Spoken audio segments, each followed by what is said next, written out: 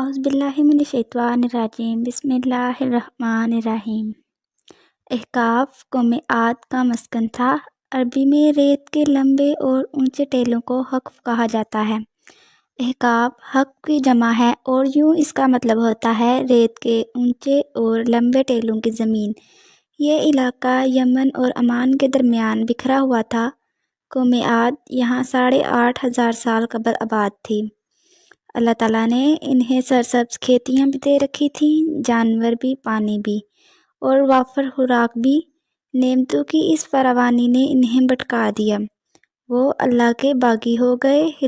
ہدایت کے لیے حضرت ہود علیہ السلام کو بھجوایا گیا۔ وہ انہیں تبلیغ کرنے لگے، لیکن عاد ان کا مذاق اڑانے لگے۔ وہ شرک سے پیچھے ہٹنے کے لیے راضی نہ ہوئے۔ شداد اس قوم کا بادشاہ تھا۔ یہ دو بھائی تھے، شدید اور شداد۔ شدید پہلے بادشاہ بنا، وہ فوت ہوا تو شداد نے اقتدار سنبھال لیا۔ وہ ایک وسیع سلطنت کا حکمران تھا۔ حکومت یمن سے عراق اور بعض روایات کے مطابق ایران تک پھیلی تھی۔ حضرت ہود علیہ السلام نے بھی اسے سمجھانے کی کوشش کی، لیکن اس کا دل بند تھا۔ دونوں کے درمیان زبردست مکالمہ ہوا۔ شداد نے حضرت ہود علیہ السلام سے پوچھا، میں اگر ایمان لے آؤں تو مجھے کیا فائدہ ہوگا؟ حضرت ہود علیہ السلام نے فرمایا، تم پر جنت حلال ہو جائے گی۔ شداد نے پوچھا، جنت کیا ہے؟ حضرت ہود علیہ السلام نے اسے جنت کا نقشہ بتایا۔ شداد نے دعویٰ کر دیا، یہ کیا بڑی بات ہے، میں بھی ایسی جنت بنا سکتا ہوں۔ حضرت ہود علیہ السلام نے اسے اس کفر اور اس شرک سے روکنے کی کوشش کی، لیکن وہ باز نہ آیا۔ اس نے سلطنت کے تمام بڑے معمار اکٹھے کیے اور احقاف میں ارم کے مقام پر 20 کوس لمبی اور چوڑی جنت بنوانے شروع کر دی۔ جنت میں سونے اور چاندی کی اینٹیں بھی لگائی گئیں اور جواہرات بھی لٹکائے گئے۔ اس نے شہد، دودھ اور پانی کی نہریں بھی رواں کر دیں اور دنیا جہاں کے درخت، پودے اور پھول بھی لگوا دیے۔ قوم عاد بلند ستونوں پر محلات بنانے کی ماہر تھی۔ شداد کی ارم میں یہ فن عروج پر تھا۔ ریت کے ٹیلوں کے درمیان بلند ستون تھے اور ان ستونوں پر سونے اور چاندی کی عمارتیں کھڑی تھیں۔ شداد نے فیصلہ کیا وہ جنت کی تکمیل کے بعد اس میں قدم رکھے گا۔ معماروں نے جب اس جنت کی تکمیل کی اطلاع دے دی تو وہ تیار ہوا، اپنی فوج لی اور جنت کی انسپیکشن کے لیے نکل کھڑا ہوا۔ وہ زمین پر دوسرا قدم نہ رکھ سکا۔ شداد کی موت کے بعد حضرت جبرائیل علیہ السلام نے چیخ ماری اور شداد کی پوری جنت زمین میں دنس کر غائب ہو گئی۔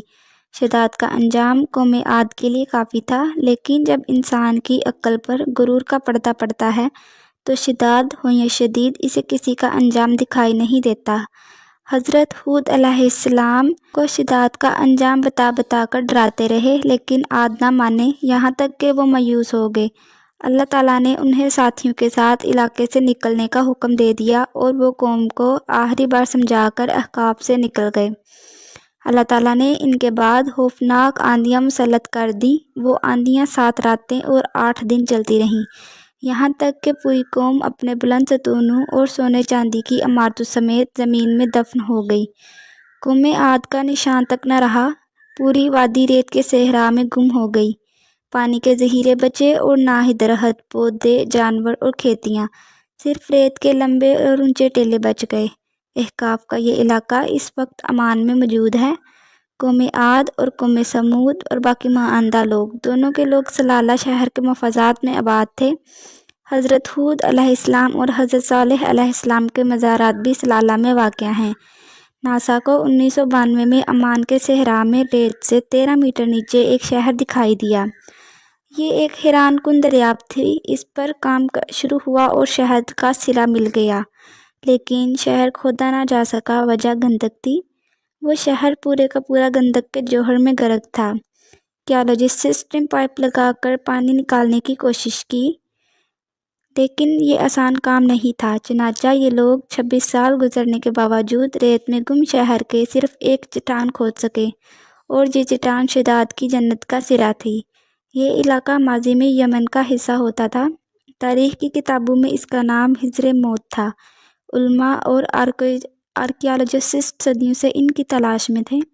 قرآن میں اللہ تعالیٰ نے بہت دفعہ قوم عاد اور قوم سمود کا ذکر فرمایا۔ اس ذکر نے بھی اس تلاش کو مہمیز کر دیا۔ یہ علاقہ 1843 میں سب سے پہلے ایک جرمن فوجی نے دریافت کیا تھا۔ اس کا کہنا تھا علاقے کی ریت باریک صفوف کی طرح تھی اور اس میں جو بھی چیز گر جاتی تھی وہ چند لمحوں میں ریت میں دفن ہو جاتی تھی۔ اس کا خیال تھا ریت کے نیچے زمین نہیں، یہ علاقہ ریت کی دلدل ہے۔ شداد کی جنت آج کل ابار کہلاتی ہے۔ ابار ریت کے سمندر میں چھوٹا سا شہر ہے۔ شہر سے باہر نکلے تو دائیں بائیں ریت کے ٹیلے ہیں اور یہ ٹیلے ایک طرف سے سعودیہ عرب اور دوسری طرف سے یمن کے بارڈر تک چلے جاتے ہیں۔